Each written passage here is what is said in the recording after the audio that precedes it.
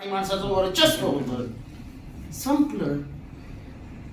आमचा म्हणजे परळला, लालबागला, पार शिवडीपर्यंत राहणारा मराठी माणूस, पार ताडदेवपर्यंत राहणारा माणूस हा आता बोरिवली, दहिसर, विरार इथे फेकला गेला. आपण कधीच बघितलं नाही त्याच्याकडे वळून.